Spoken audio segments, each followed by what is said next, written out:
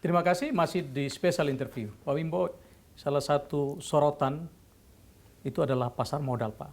Tapi kita tidak bicara yang lampau, kita ingin bicara tentang kebijakan yang sudah dilakukan oleh OJK lewat mekanisme trading halt ya, Pak.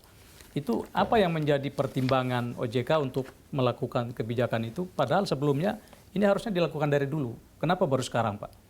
Gini Pak, di pasar modal ini ya tujuan kita agar kita meningkatkan integritas pasar, integriti dari pasar itu. Ini penting.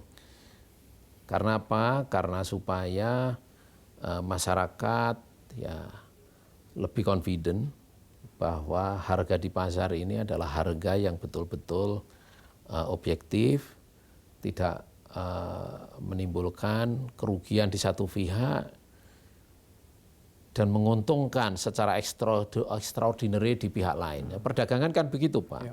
Jual beli itu ada yang untung, ada yang buntung. Rugi. Ya, jadi ini untung biasa, tapi tidak boleh extraordinary. Ya. Nah inilah yang sebenarnya kita harapkan integritas itu ada. Kalau terjadi untung extraordinary pasti ini tidak wajar. Yang dilakukan ya dari berbagai kebijakan, diantaranya ya transparansi sangat penting dalam harga, ya, dan enforcement sangat penting apabila ada player-player yang melanggar ya kaidah dan ketentuan, ya. Dan kita harus melakukan itu secara transparan, ya. Resikonya ya sementara ini otomatis akan terjadi transisi, ya. Tapi kami yakin ini temporary dan tentunya akan menjadi balik kepada situasi normal, ya. Nah, transparansi yang dilakukan terutama adalah dalam pembentukan harga, ya. Harga yang di pasar yang itu sangat transparan dan secara elektronik sehingga membentuk harga yang tidak bisa dimanipulasikan. Ya. Jadi volatilitas harganya tidak jomplang lagi Pak ya? Ya, volatilitasnya terukur. Ya, jadi betul-betul kalau jual beli itu kan karena memang karena kebutuhan, bukan karena ingin melakukan spekulasi. Ya. Dan ini harapan kita ke depan harganya itu harga yang sudah betul-betul harga-harga yang wajar. Karena Pak kalau kita lihat sebelumnya ya itu kadang-kadang trading harian itu ada yang naik 50% lalu turun. Jadi dalam satu minggu itu kenaikannya nggak wajar. Terutama dalam kondisi seperti kemarin kita terapkan kebijakan trading halt yang lebih sempit, ya. Ya sehingga tidak biasanya dalam kondisi yang begini banyak sekali memanfaatkan kesempatan untuk spekulasi. Dengan adanya trading halt kemarin ruangnya menjadi tipis, ya. Kita persempit trading halt-nya ya 5%. Ini akan berlaku seterusnya atau hanya karena COVID ini Pak? Ya kita lihat aja lah nanti kalau sebenarnya yang bagus itu nggak usah ada gitu-gitu sudah normal, ya tidak ada, tapi ya kita lihatlah nanti. Ini juga mungkin bertujuan untuk mencegah permainan harga, terutama misalkan kita lihat kasus Jiwasraya ya, pengelolanya tidak masuk membeli saham-saham yang lapis 3, saham-saham sampah, Pak. Mungkin tujuannya ke situ, Pak. Ya, otomatis kalau kita ngomong integritas pasarnya supaya terjaga dengan baik dan ditingkatkan, otomatis ruang dari spekulasi itu akan menjadi lebih sempit. Nah, dan ini akan kita lakukan terus, tapi itu bukan satu-satunya.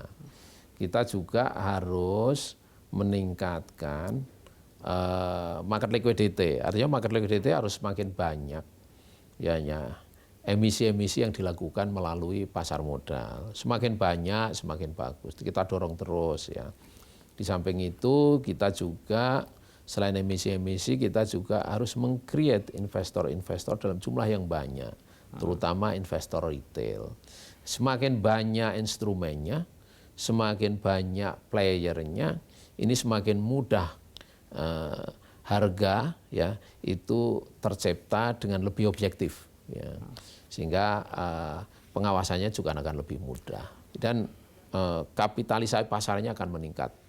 Dan ini tidak terlepas dari bagaimana ekonomi kita. Ya ekonomi itu kan sangat menentukan sejauh mana kebutuhan para pengusaha itu untuk investasi. Tadi Pak Wimbo singgung soal pengawasannya akan jauh lebih mudah ya. Nah, selama ini terus terang banyak kritik terhadap OJK, terutama dalam kasus Jiwasraya.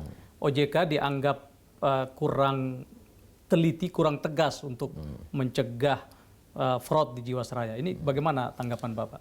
Ya, kalau sekarang ini banyak terungkap berbagai kasus di sektor keuangan. Artinya kita sudah menjalankan tugasnya dengan baik. Ya, karena apa? Karena ya memang kita expose ya, dan kita enforce ya. Jadi jumlah kasus yang meledak itu bukan salah satu indikasi bahwa OJK tidak menjalankan tugasnya. Justru ini OJK menjalankan tugasnya. Jadi ini karena enforcement dari OJK ya? Betul. Tinggal bagaimana yang dilakukan OJK dalam proses pengawasan ini silahkan saja kita terbuka kepada masyarakat untuk menilai sejauh mana OJK selama ini melakukannya. Dan kita tentunya kalau ada hal-hal yang memang harus kita perbaikin ya, ini harus objektif ya.